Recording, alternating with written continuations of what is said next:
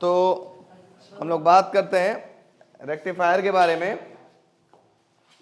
तो रेक्टिफायर क्या होता है थोड़ा ध्यान देते हैं हम लोग, समझने का प्रयास करते हैं, ठीक है। रेक्टिफायर फिजिक्स के भाषा में इसको रेक्टिफायर बोला जाता है और घर के भाषा में इसको आप चार्जर बोलते हो, ठीक है। चार्जर का काम क्या होता है आप लोग बड़े अच्छे से जानते हो। चार्जर को आप एसी में प्लग करते हो और उससे आउटपुट क्या निकलता है, डीसी निकलता है ना। इसका मतलब रेक्टिफायर एक डिवाइस है जो एसी अल्टरनेटिंग करंट को डायरेक्ट करंट में कन्वर्ट करता है, ठीक है। बहुत सिंपल सा डिवाइस। जैसे चार्जर क्या काम करता है, आप एसी में प्लग करते हो, ऐसा नहीं है कि एसी में प्लग किया और एसी से चार्ज कर रहे हो, ऐसा नहीं होता। एसी वो किस में कन्वर्ट करता है, डीसी में कन्वर्ट करता है, ठीक है। उसको ही हम बोलते हैं rectifier. What is rectifier? Rectifier is a device which is used to convert alternating current into direct current, ठीक है। चलिए तो लिख लो फटाफट एक एक लाइन में, जल्दी लिखते चलो। Rectifier, it is a device which is used to convert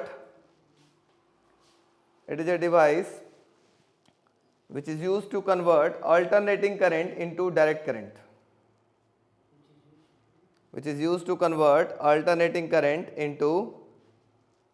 direct current, ठीक है। ये एसी मतलब अल्टरनेटिंग करंट को डायरेक्ट करंट में कन्वर्ट करने का काम करता है, ठीक है। आगे हम लोग बढ़ा जाए तो इसके बारे में, इसका प्रिंसिपल किस प्रिंसिपल पे ये काम करता है, ठीक है। तो इसका प्रिंसिपल बड़ा सिंपल है कि अगर PN junction diode forward bias में होगा तो वो कैसा रेजिस्टेंस ऑफर करेगा, लो रेजिस्टेंस, है ना। देखो इसका प्रिंसिपल क्या होगा कि अगर PN junction diode forward bias में रहेगा तो कैसा रेजिस्टेंस ऑफर करेगा, लो। और अगर PN junction diode reverse bias में होगा तो कैसा रेजिस्टेंस ऑफर करेगा, हाई। यही इसका क्या होता है, प्रिंसिपल, ठीक है। कि अगर PN junction diode forward bias में है तो इट ऑफर्स लो रेजिस्टेंस, अगर PN junction diode reverse bias में है then it offers high resistance. ये इसका क्या हो जाएगा, प्रिंसिपल। लिख लो फटाफट, principle heading.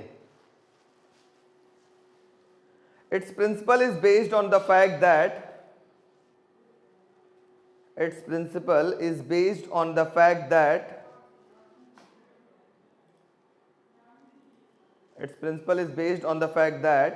when PN junction diode is in forward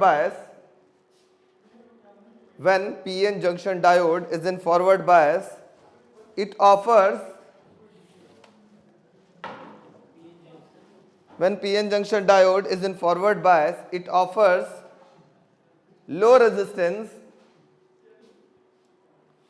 resistance and when PN junction diode is in reverse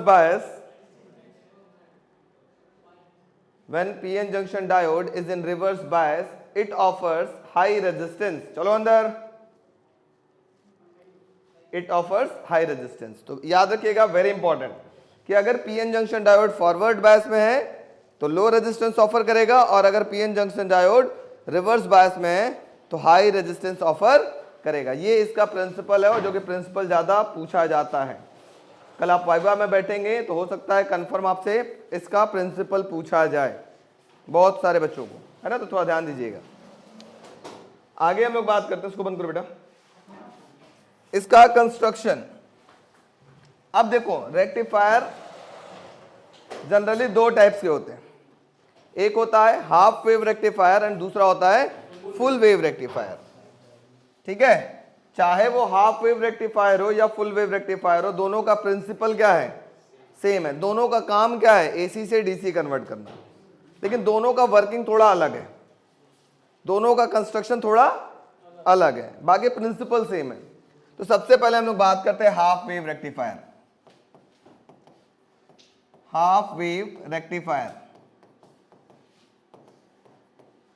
अच्छा पहले मैं आपको डिफरेंस बता देता हूं, हाफ वेव और फुल वेव रेक्टिफायर में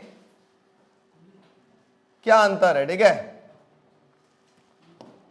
हाफ वेव और फुल वेव में पहले डिफरेंस देख लो, क्योंकि एक नंबर का क्वेश्चन कंफर्म पूछ देगा एग्जामिनर। हाफ वेव और फुल वेव रेक्टिफायर, इसके अंदर सिंगल डायोड यूज होता है।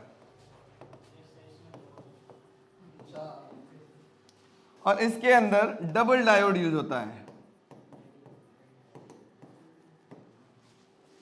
दूसरे पॉइंट, इसमें जो आउटपुट मिलता है, ये अगर इनपुट हुआ और ये आउटपुट हुआ, हाफ वेव से ही केवल आउटपुट मिलता है, बचा हुआ हाफ वेव से आउटपुट नहीं मिलता ऐसे। और इसके अंदर जो आउटपुट मिलता है वो ऐसे मिलता है, ये अगर इनपुट है और ये अगर आपके पास आउटपुट है, तो इसमें पूरे वेव से आउटपुट मिलता है। इसी वजह से इसको फुल वेव रेक्टिफायर बोला जाता है। इससे भी आउटपुट मिलेगा, इससे भी, इससे भी और इससे भी, इससे भी। हाफ वेव में सिर्फ आधा वेव से आउटपुट मिलेगा और आधा वेव से आउटपुट नहीं मिलेगा, इसी वजह से इसको हाफ वेव रेक्टिफायर कहा जाता है। ठीक है, अब क्या है इसका आगे कंस्ट्रक्शन देखते हैं और समझने का प्रयास करते हैं। तो बात करते हैं हम लोग हाफ वेव रेक्टिफायर के बारे में। हाफ वेव रेक्टिफायर समझने का प्रयास करेंगे। इसके अंदर मैं जो जो बोल रहा हूं ध्यान से सुनेंगे आप। एक स्टेप डाउन ट्रांसफॉर्मर लगी होती है। स्टेप डाउन में क्या होता है बच्चों, प्राइमरी का कॉइल ज्यादा होता है एज कंपेयर टू सेकेंडरी। ये स्टेप डाउन ट्रांसफॉर्मर है, ये देखो। ठीक है, प्लीज बात नहीं होना चाहिए, नहीं तो आपको समझ में नहीं आएगा। चलिए मैं इसका कलर चेंज कर देता हूं कि आपको समझ में आए। ये सेकेंडरी कॉइल है आपके पास। ठीक है, इसके अंदर एक डायोड लगा होगा कुछ इस प्रकार से।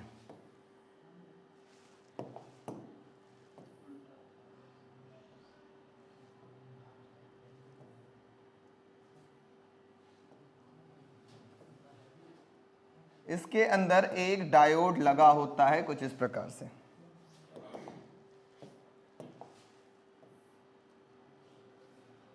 बात नहीं बेटा, ठीक है, डायोड। और कुछ इस प्रकार से इसका कनेक्शन होता है। यहां पर एक लोड रेजिस्टेंस लगा होता है, आरएल जिसको बोलते हैं, और इधर मिलता है आपको आउटपुट, और इधर होता है आपके पास इनपुट। ठीक है, ये इसका P होता है और ये इसका N होता है। ये प्राइमरी कॉइल होता है, इसको P1 बोलेंगे, इसको P2 बोलेंगे। ठीक है, और ये सेकेंडरी कॉइल होता है, इसको S1 बोलेंगे और इसको S2 बोलेंगे। यहां तक किसी को दिक्कत? बहुत सिंपल सा कंस्ट्रक्शन है। एक ट्रांसफार्मर बनाया, स्टेप डाउन ट्रांसफार्मर। ट्रांसफार्मर क्या काम करता है, एसी को एसी में ही कन्वर्ट करता है। लेकिन यहां जो डायोड लग गया ना, वही काम करेगा, इस एसी को डीसी में कन्वर्ट कराने का काम ये डायोड कराता है। ट्रांसफार्मर कभी भी एसी को डीसी में कन्वर्ट नहीं करता, ध्यान सुनिएगा। ट्रांसफार्मर एसी को एसी में ही कन्वर्ट करेगा, हाई एसी को लो या लो एसी को हाई में कन्वर्ट करेगा। ठीक है, तो अब देखो ये कैसे काम करता है, इसकी हम आपको वर्किंग समझाते हैं, समझने का प्रयास करिएगा। बहुत इजी है, तुरंत समझ में आ जाएगा। सारे बच्चे देखेंगे और सीखेंगे। पहले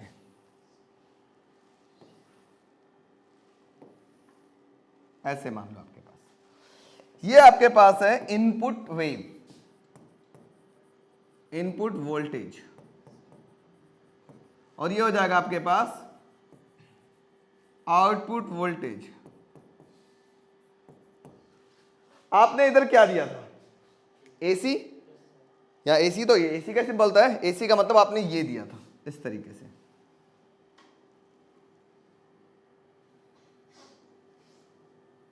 एंड सो ऑन, ऐसे दिया था। ठीक है, अब इसका कंस्ट्रक्शन एक लाइन में आप सीख जाएंगे, बहुत ज्यादा टफ नहीं है, बहुत इजी है। थोड़ा सा ध्यान देंगे, तुरंत आपको मैं सिखा दूंगा, और अगर बात करेंगे तो काम गड़बड़ हो जाएगा, फिर कोई नहीं सिखा पाएगा। ठीक है, इसका आउटपुट देखते हैं, आउटपुट वेव कैसे मिलता है।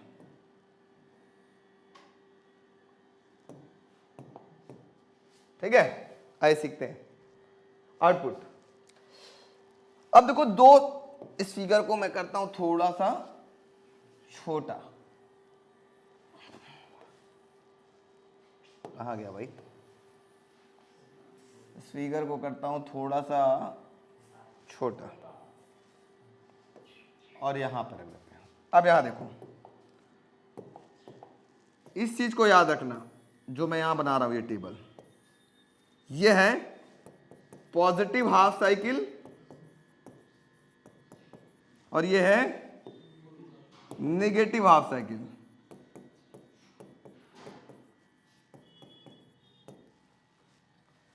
पॉजिटिव हाफ साइकिल का मतलब ये ऊपर वाला, नेगेटिव हाफ साइकिल का मतलब ये, ठीक है।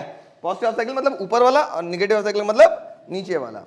ड्यूरिंग पॉजिटिव हाफ साइकिल, जब हमारे पास पॉजिटिव हाफ साइकिल में थे तब, इस केस में, ठीक है, इस केस में P1 कैसा होगा, थोड़ा ध्यान दीजिएगा। पॉजिटिव हाफ साइकिल में P1 होगा नेगेटिव और due to mutual induction S1 becomes positive.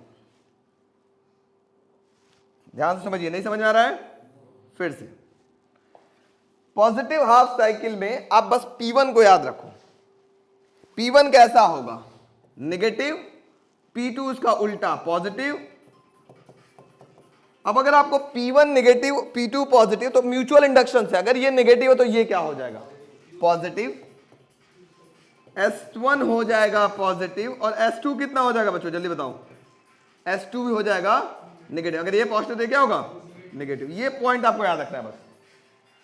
During positive half cycle P1 याद रखना नेगेटिव, P2 पॉजिटिव हो जाएगा due to mutual induction. Mutual induction का मतलब जानते हैं, पीछे पढ़ा चुके हैं। म्यूचुअल इंडक्शन की वजह से अगर ये नेगेटिव है तो ये क्या होगा, पॉजिटिव, और ये अगर पॉजिटिव है तो ये क्या होगा, नेगेटिव। यहां तक क्लियर? अब इस केस में थोड़ा सा ध्यान देना है।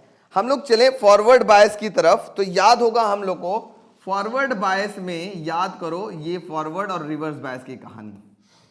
ये P होता था, ये N। फॉरवर्ड बायस में P पॉजिटिव से और N नेगेटिव से कनेक्ट होता था ना, तो ये फॉरवर्ड बायस कहलाता था। और रिवर्स बायस में क्या होता था, जल्दी बताओ? रिवर्स बायस में ये उल्टा हो जाता था, ये P और ये N था। P किससे कनेक्ट होता था, नेगेटिव, और N किससे कनेक्ट होता था, पॉजिटिव से, है ना। ये रिवर्स बायस कहलाता था। फॉरवर्ड बायस में रेजिस्टेंस कैसा होता था, लो। रिवर्स बायस में रेजिस्टेंस कैसा होता था, हाई, ठीक है। रेजिस्टेंस कैसा होता है यहाँ पर, हाई, और यहाँ रेजिस्टेंस लो। रेजिस्टेंस लो है, इसका मतलब करंट ज्यादा मिलेगा यहाँ पर, और यहाँ पे करंट नहीं मिलेगा, क्योंकि रेजिस्टेंस ज्यादा हो तो करंट कैसा मिलेगा, कम करंट। अब यहीं पे ध्यान देना। अब मुझे ये बताओ, ये कौन से बायस में है ये डायोड? P पॉजिटिव से कनेक्टेड है, forward bias.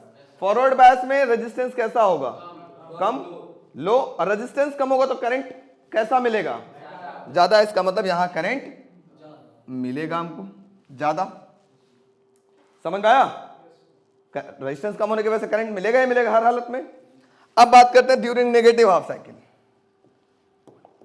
Negative half cycle में क्या होगा, इसी का उल्टा। P1 क्या हो जाएगा, P1 कैसा हो जाएगा, पॉजिटिव। P2 कैसा हो जाएगा, जल्दी बताओ? वेरी गुड, P2 हो जाएगा negative due to mutual induction. S1 क्या हो जाएगा, नेगेटिव, और S2 क्या हो जाएगा, पॉजिटिव। अब बताओ ये डायोड किस बायस में है, P नेगेटिव से कनेक्टेड है, किससे हो गया, रिवर्स बायस में। रिवर्स बायस में रेजिस्टेंस क्या होता है, बहुत ज्यादा, और रेजिस्टेंस ज्यादा होगा तो करंट कैसा मिलेगा, बहुत कम या ना मिलेगा, मतलब आउटपुट नहीं मिल रहा है। इस नेगेटिव हाफ साइकिल में आउटपुट नहीं मिला। फिर अगले पॉजिटिव हाफ साइकिल में आइए।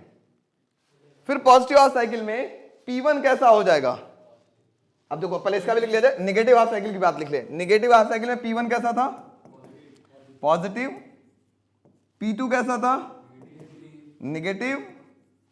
S1 कैसा था, नेगेटिव, और S2 कैसा था, पॉजिटिव। ये हो गया। अब अगले पॉजिटिव हाफ साइकिल में क्या होगा, पॉजिटिव हाफ साइकिल में यही होगा। फिर से P1 क्या हो जाएगा, P1 क्या होगा, नेगेटिव। P1 हो जाएगा ये नेगेटिव, चलो मिटा लेते हैं उसको। अब यही प्रोसेस बार बार चलेगा। P1 क्या हो गया, नेगेटिव। P2 क्या होगा, positive due to mutual induction. S1 becomes positive और S2 बिकम्स नेगेटिव। अब बताओ डायोड किस बायस में आ गया, फॉरवर्ड में। फॉरवर्ड में रेजिस्टेंस क्या हो गया, कम, आउटपुट मिलेगा, है ना। फिर आउटपुट मिल गया पॉजिटिव साइकिल में। फिर नेगेटिव हाफ साइकिल में क्या होगा, जल्दी बताओ? ये डायोड किस बायस में हो जाएगा, फिर से रिवर्स बायस में हो जाएगा। रिवर्स बायस में आउटपुट मिलेगा कि नहीं, नहीं मिलेगा। क्यों नहीं मिलेगा, क्योंकि रेजिस्टेंस ज्यादा हो जाए, करंट की वैल्यू क्या हो जाएगी, कम, आउटपुट नहीं मिलेगा। इसी को हम लोग क्या बोलते हैं, हाफ वेव रेक्टिफायर। बात समझ में आई? चलो फटाफट लिखो हेडिंग, हाफ वेव रेक्टिफायर।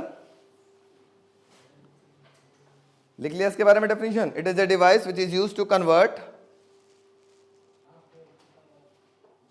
अच्छा क्या लिखा सबसे पहले, रेक्टिफायर लिखा?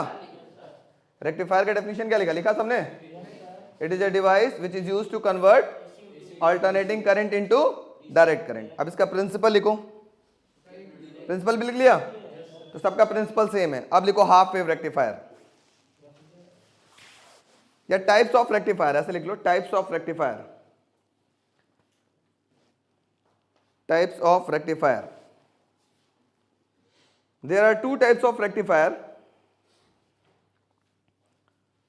There are two types of rectifier. पहला half wave rectifier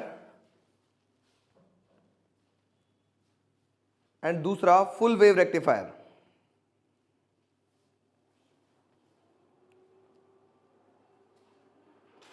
half wave rectifier and दूसरा फुल वेव रेक्टिफायर। अब पहला लिखिए half wave rectifier, half wave rectifier. अब इसके अंदर हेडिंग लिखिएगा कंस्ट्रक्शन। कंस्ट्रक्शन में ये फिगर बनाइएगा और ये वेव वाला डायग्राम बनाइएगा, ये नीचे वाला नहीं, ये नीचे वाला एकदम लास्ट में लिखा जाएगा कॉन्सेप्ट के तौर पे, एक लाइन में समझने के लिए। सिर्फ फिगर और ये बनाइए, ठीक है? ये नहीं, जल्दी से बनाइए तड़ाक से।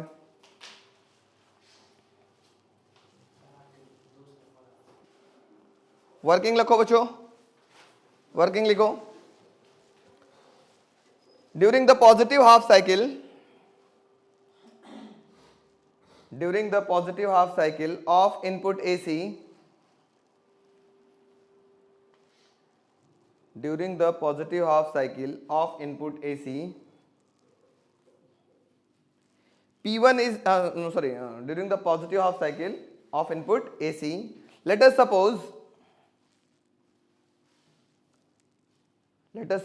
P1 is negative and P2 is positive. P1 is negative and P2 is positive. Due to mutual induction,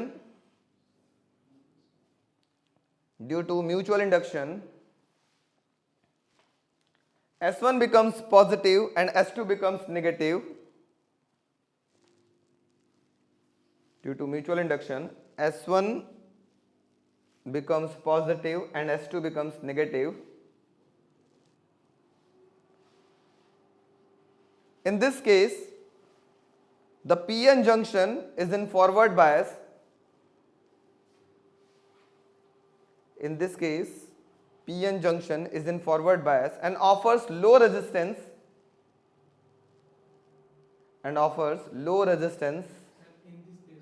In this case, PN junction is in forward bias.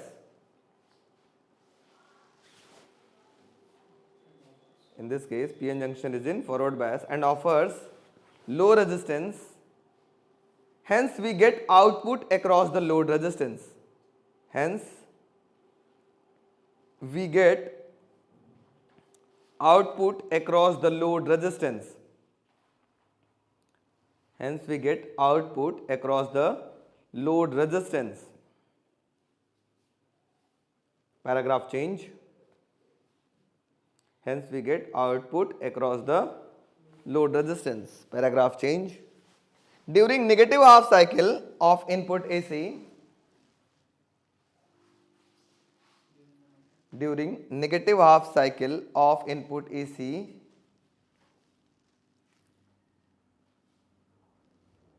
P1 is positive and P2 is negative. P1 is positive and P2 is negative. Due to mutual induction,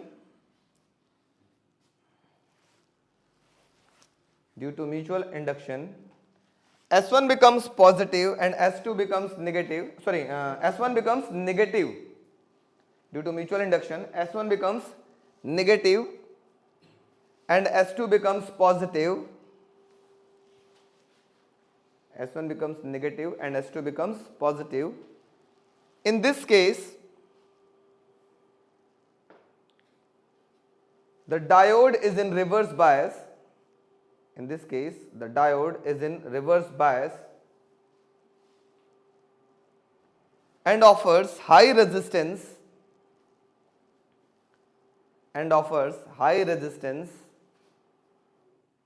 hence we does not get output across the load resistance. Hence we does not get output across the load resistance. ठीक है, अब नीचे चाहो तो concept के तौर पे ये छोटा सा टेबल बना सकते हो फटाक से, कॉन्सेप्ट के तौर मतलब वो जो पैराग्राफ लिखवाए ना, यही चीज लिखवाए हैं पैराग्राफ में जो भी चीज हम लिखवाए हैं यही चीज लिखवाए, इसी को हम सेंटेंस में अपना कन्वर्ट कर दिए थे। ठीक है, तो फटाक से कॉन्सेप्ट के तौर पे लिख लो, फिर फुल वेव रेक्टिफायर भी बता दें।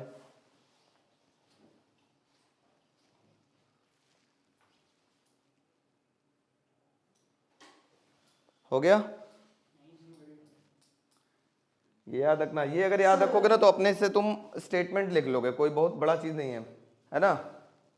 ये अगर याद रहा तो सारा का सारा खेल हो जाएगा, और ये याद नहीं रहेगा तो फिर काम कर। बस इतना याद रखो, P1 कब नेगेटिव है कब पॉजिटिव है।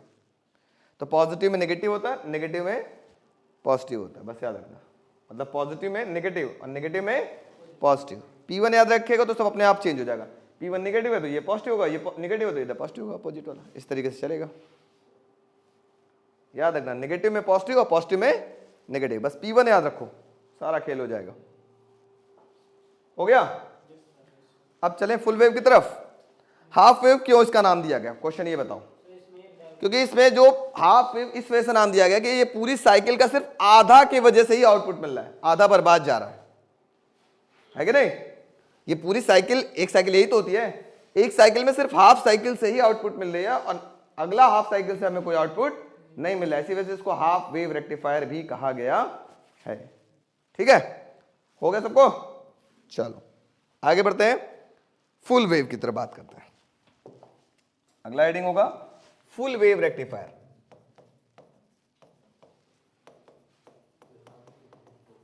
बात नहीं बेटा, बात नहीं।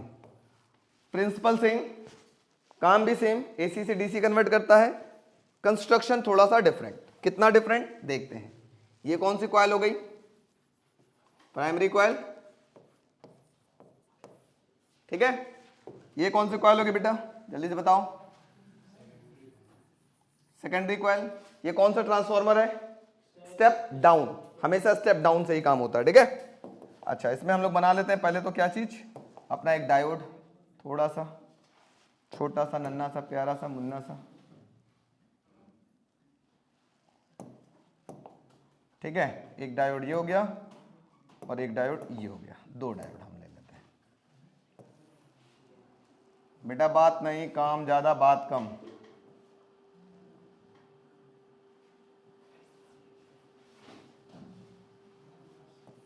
देखो यहां दो डायोड लगेंगे। ठीक है, पिछले वाले में कितने डायोड लगे थे, एक। इसमें कितने लगेंगे, दो।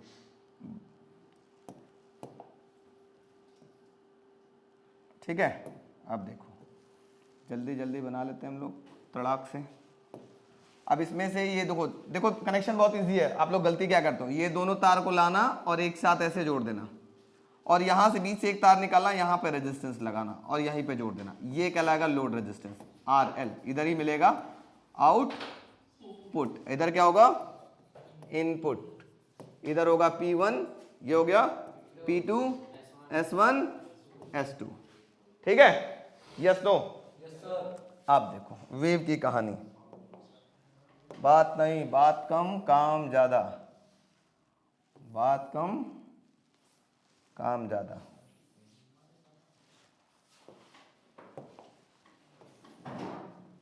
एक, दो, तीन, चार, पाँच। ठीक है, ये हो गया आपके पास इनपुट वोल्टेज, और इधर क्या होगा आपके पास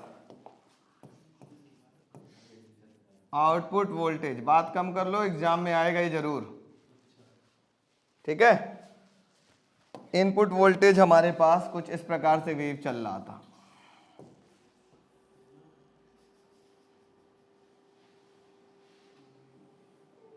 ठीक है, ऐसे। या थोड़ा सा और आसान बना लेते लो,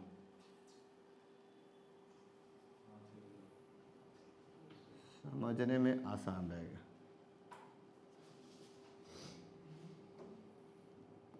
ठीक, अब चलते हैं इसका working.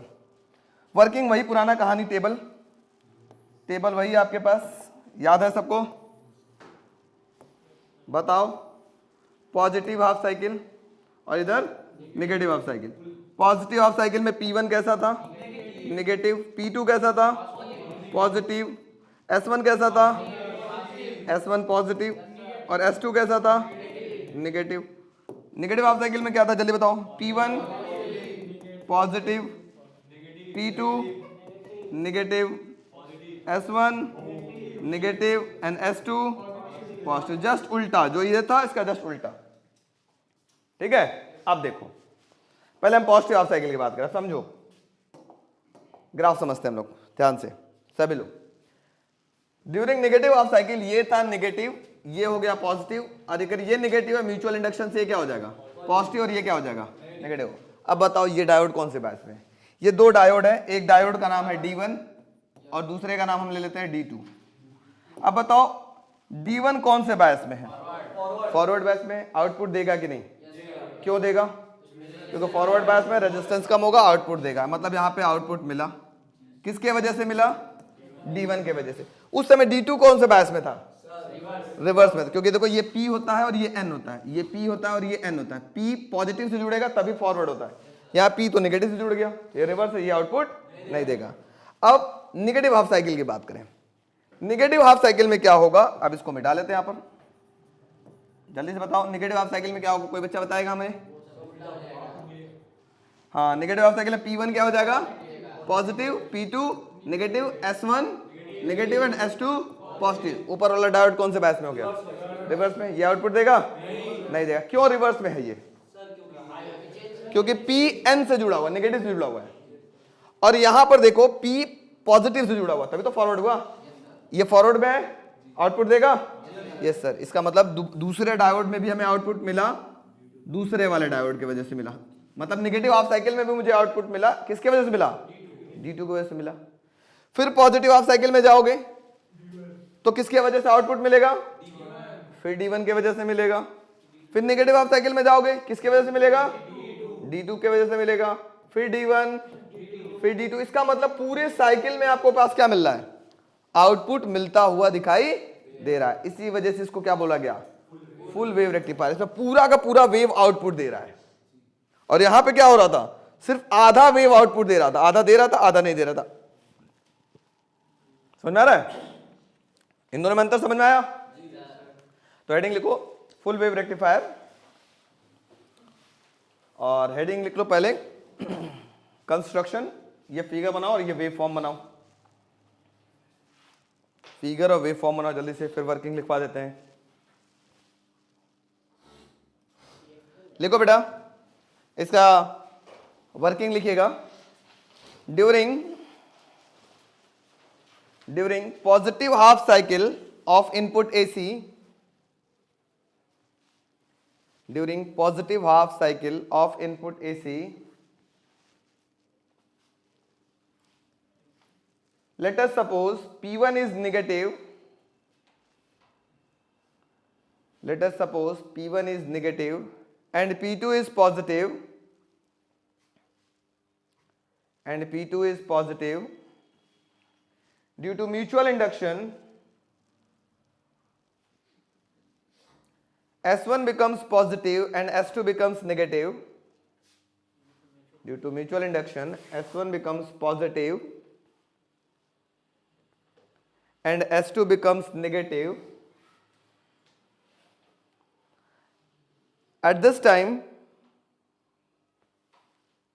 diode D1 is in forward bias.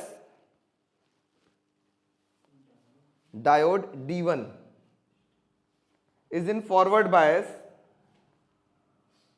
and gives the output across load resistance. Bias and gives the output across the load resistance. Paragraph change. Paragraph change. During negative half cycle of input AC, during negative half cycle of input AC, P1 is positive, P1 is positive and P2 is negative, and P2 is negative. Due to mutual induction,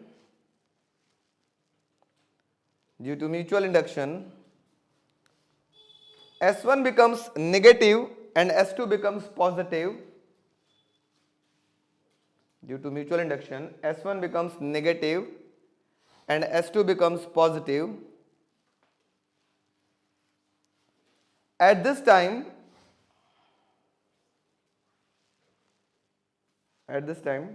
the diode D2 is in forward bias. At this time, the diode D2 is in forward bias and gives the output across the load resistance.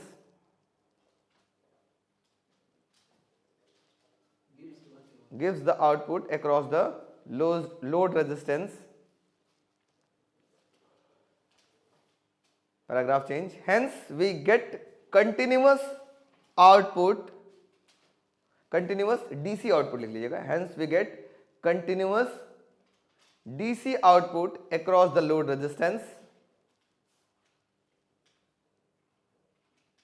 Continuous DC output across the load resistance. That is why it is known as full wave rectifier.